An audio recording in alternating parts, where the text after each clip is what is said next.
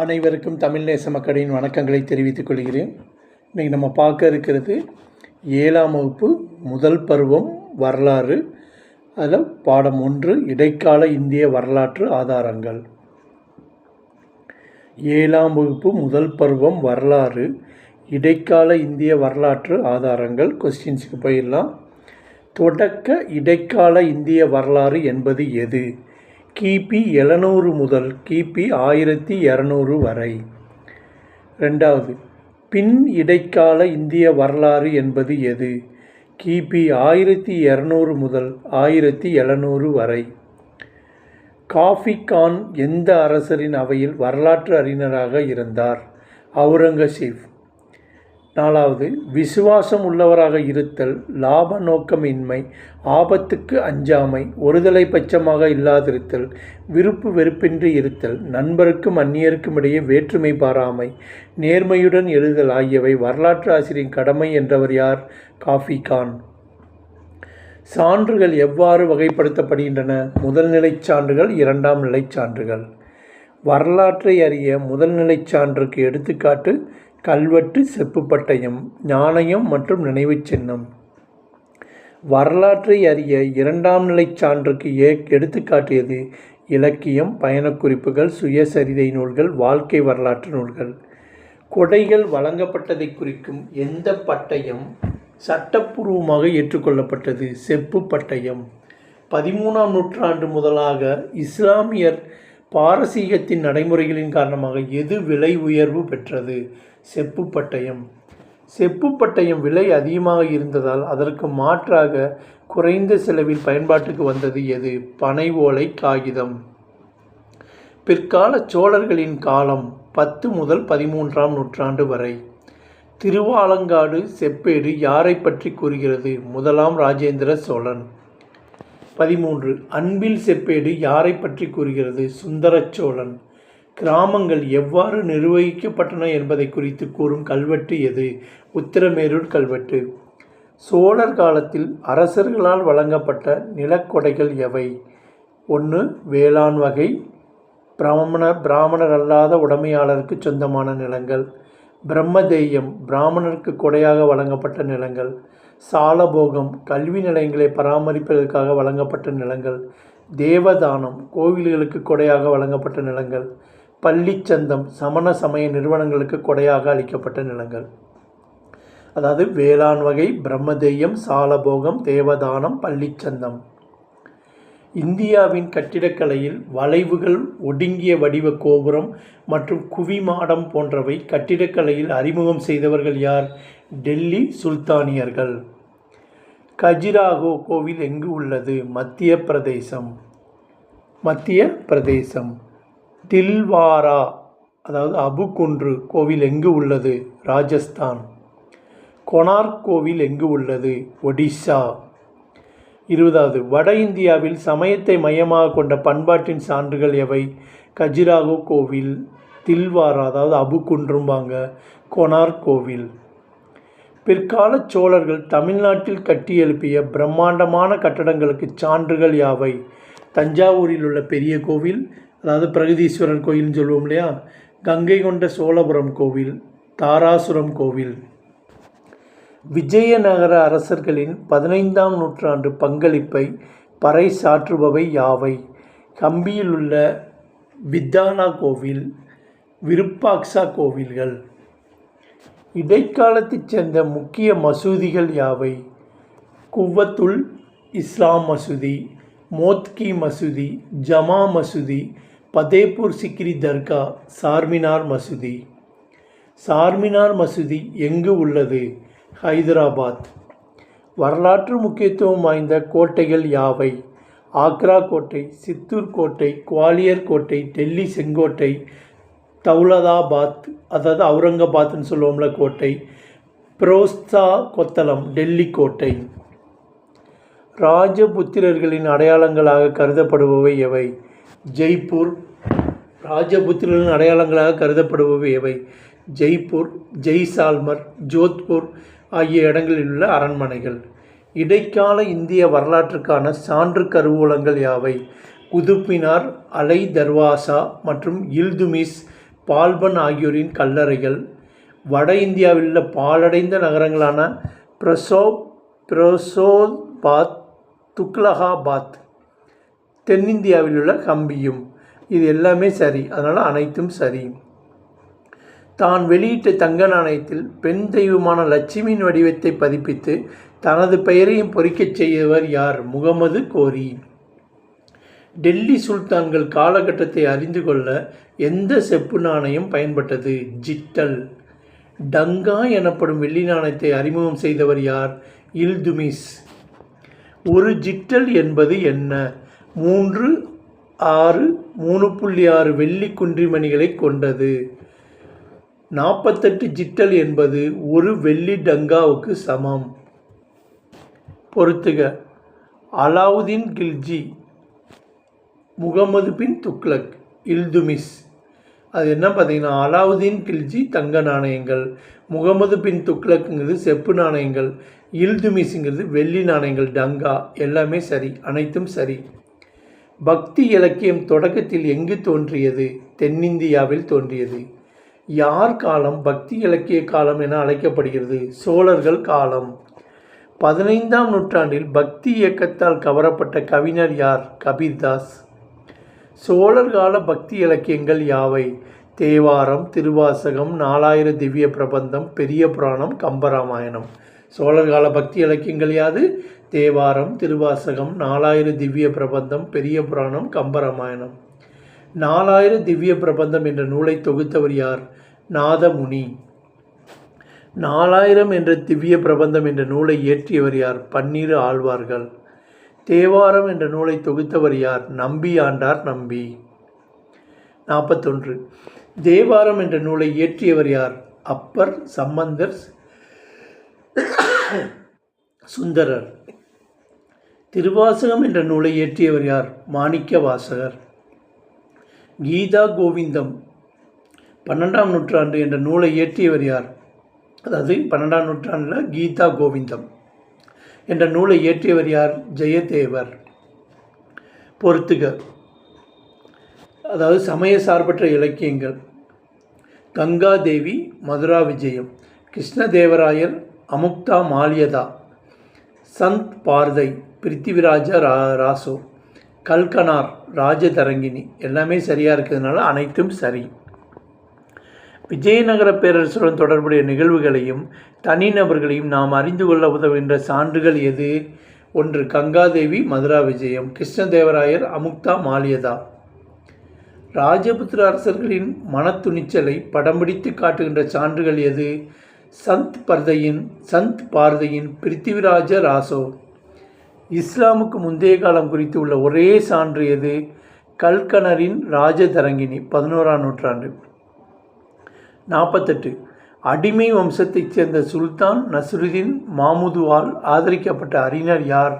மின்கஜ் உஸ் சிராஜ். மின்கஜ் உஸ் சிராஜ் எழுதிய நூல் எது? தபகத்-இ-நசிரி. 50. முகமது கோரியின் படையெடுப்பு தொடங்கி கிபி 1260ஆம் ஆண்டு வரையிலான நிகழ்வுகளை கூறும் நூல் எது? தபகத்-இ-நசிரி. இல்துமிஸ் இறுதி காலத்தில், அதாவது 13ஆம் நூற்றாண்டில் கஜினியிலிருந்து வந்த ஹசன் நிஜாமி என்பவர் எழுதிய நூல் எது?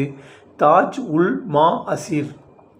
டெல்லி சுல்தானியத்தின் வரலாற்றை கூறும் அரசின் இசைவு பெற்ற முதல் நூல் எது?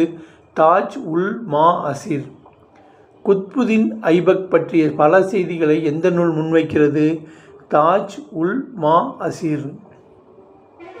முகமது பின் துக்ளக்கின் அரசவை வரலாற்று ஆசிரியர் யார்? ஜியா உத் பரணி.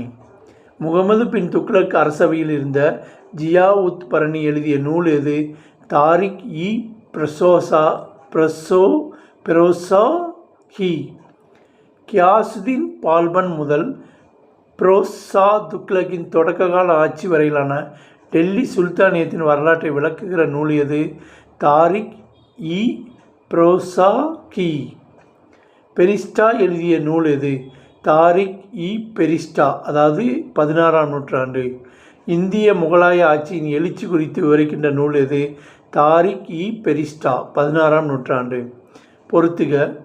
தபகத் அரபிய சொல், தஜுக் பாரசீக சொல், தாரிக் ஆர் தாகுயூக் அரேபிய சொல். எல்லாமே சரியாக இருக்கனால அனைத்தும் சரி. பொறுத்துக. தபகத் தலைமுறைகள் அல்லது நூற்றாண்டுகள், தஜுக் சுயசரிதை, தாரிக் ஆர் தாகுயூக் வரலாறு. எல்லாமே சரியாக இருக்கனால அனைத்தும் சரி. 16ஆம் நூற்றாண்டில் பாபர் எழுதிய சுயசரிதை நூல் எது? பாபர் நாமா. அயனி அக்பரி, அக்பர் நாமா ஆகிய நூல்களை எழுதியவர் யார்? அபுல் பாசல் 16ஆம் நூற்றாண்டில். ஜஹாங்கீர் எழுதிய சுயசரிதை நூல் எது? தசுக் இ ஜஹாங்கிரி. தபகத் இ அக்பரி என்னும் நூலை எழுதியவர் யார்? நிஜாமுதீன் அகமத். பதானி எழுதிய நூல் எது? தாரிக் இ பதானி, பதானியின் வரலாறு.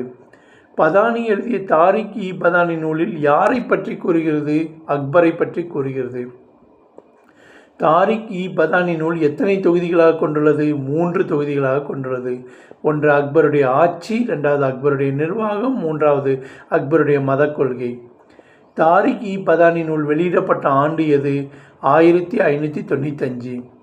வெனிஸ் நகரைச் சேர்ந்த பயணி மார்க்கோ போலோ 13ஆம் நூற்றாண்டில் யார் காலத்தில் தமிழகம் வந்தார்? பாண்டியர் காலத்தில்.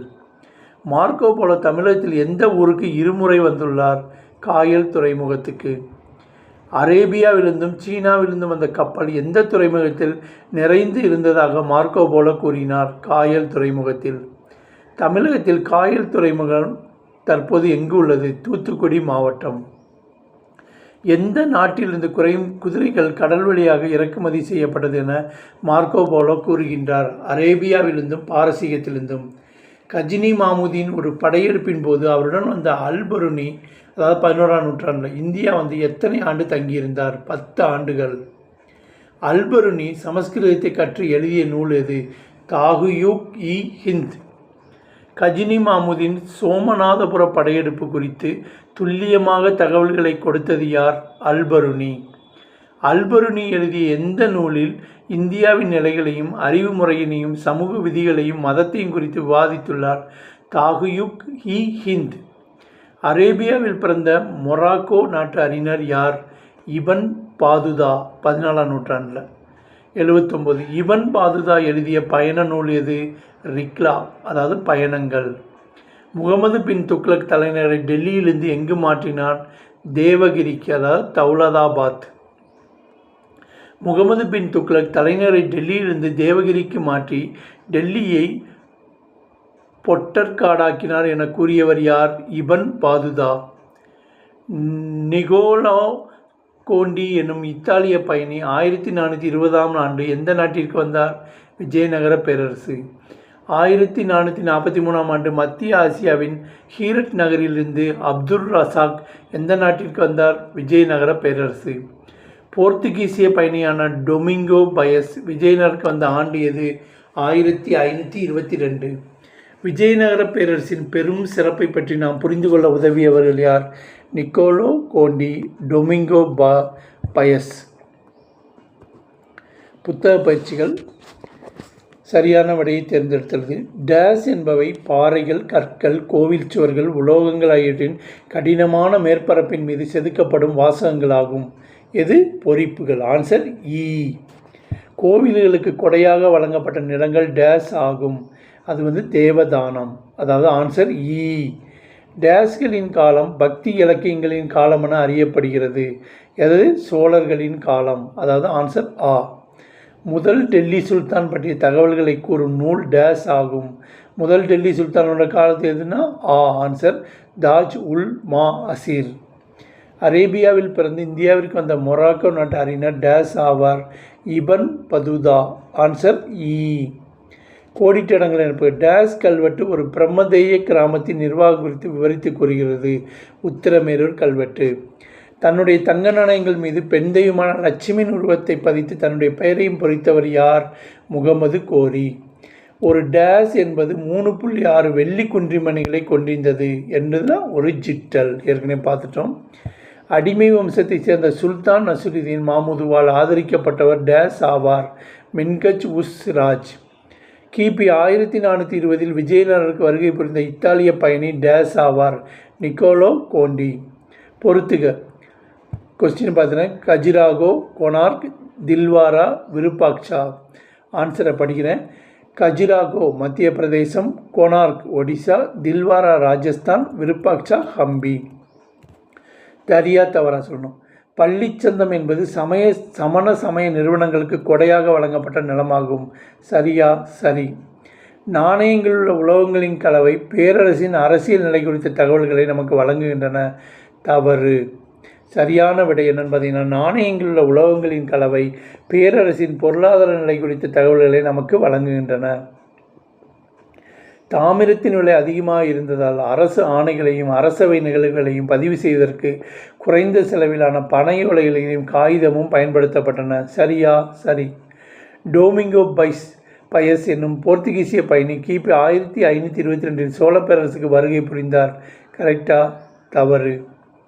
சரியான இது என்ன பார்த்தீங்கன்னா, டோமிங்கோ பயஸ் என்னும் போர்த்துகீசிய பயணி கிபி 1522 விஜயநகர பேரரசுக்கு வருகை புரிந்தார். சரியா? 1522. கூற்று மற்றும் காரணம். கூற்று காரணத்தோட பொருத்தணும். முகமது கோரி தனது தங்க நாணயங்களில் பெண் தெய்வமான லட்சுமியின் உருவத்தை பதித்தார். இக்காரணம் பார்த்திங்கன்னா, இத்துருக்கிய படையெடுப்பாளர் மத விஷயங்களில் தாராள மனப்பான்மை கொண்டவராக இருந்தார். இது பார்த்திங்கன்னா கூற்று காரணம் சரியானு கொடுத்துருப்பாங்க. ஆன்சர் பார்த்திங்கன்னா ஆ. காரணம் கூற்றுக்கான சரியான விளக்கம். ஆ தான் ஆன்சர். தவறான இணையை கண்டறியவும். மதுரா விஜயம் கங்காதேவி, அபுல்பாசல் ஐனி அக்பரி, இபன் பதுதா தாகியுக் ஹிந்த், அமுக்த மாலியதா கிருஷ்ணதேவராயர். இதில் பார்த்தீங்கன்னா தவறான இணை பார்த்தீங்கன்னா 3வது தான், இபன் பதுதா தாகியுக் ஹிந்த். பொருந்தாதை கண்டுபிடி. இதில் 4ல் எது பொருந்தாதுன்னு பார்த்தீங்கன்னா ஆ, பயண குறிப்புகள். இதுதான் பொருந்தாதது. சரியா? இதில் இப்போ நம்ம புத்தக பயிற்சிகளும் பார்த்துருக்கோம், ஃபுல்லாக கொஸ்டின்ஸும் பார்த்துட்டோம். எல்லா கொஸ்டின்ஸுமே சொல்லியாச்சு. இன்றைக்கி நம்ம பார்த்தது 7ஆம் வகுப்பு முதல் பருவம் வரலாறு, அதில் இடைக்கால இந்திய வரலாற்று ஆதாரங்கள். ஸோ இந்த வீடியோவை என்ன செய்யுங்க, லைக் பண்ணுங்கள், ஷேர் பண்ணுங்கள், மறக்காமல் சப்ஸ்கிரைப் பண்ணுங்கள். இந்த வீடியோ உங்கள் ஃப்ரெண்ட்ஸ், ரிலேட்டிவ்ஸ், உங்களுக்கு தெரிஞ்சவங்க எக்ஸாம் ப்ரிப்பேர் பண்ணிட்டு இருந்தால் அவங்களுக்கு அனுப்புங்க. ரொம்ப யூஸ்ஃபுல்லாக இருக்கும். சரியா? மறக்காமல் இந்த வீடியோ லைக் பண்ணுங்கள், ஷேர் பண்ணுங்கள், சப்ஸ்கிரைப் பண்ணுங்கள். ஏன்னா நீங்கள் சப்ஸ்கிரைப் பண்ணி வச்சா தான் எங்களுடைய அடுத்தடுத்த வீடியோஸ் உங்களுக்கு சேனலில் ஆட்டோமேட்டிக்காக உங்களுக்கு வந்துக்கிட்டே இருக்கும். அதே மாதிரி எங்களுடைய பழைய வீடியோஸ் பார்க்கணும்னா அதனுடைய லிங்க்ஸ் ஒவ்வொரு வீடியோ கீழேயும் கொடுத்துருப்போம் டிஸ்கிரிப்ஷனில். அதில் போய் கிளிக் பண்ணிங்கன்னா எங்களுடைய பழைய வீடியோஸை பார்க்கலாம். மறக்காமல் லைக் பண்ணுங்கள், ஷேர் பண்ணுங்கள், சப்ஸ்கிரைப் பண்ணுங்கள். நன்றி, வணக்கம்.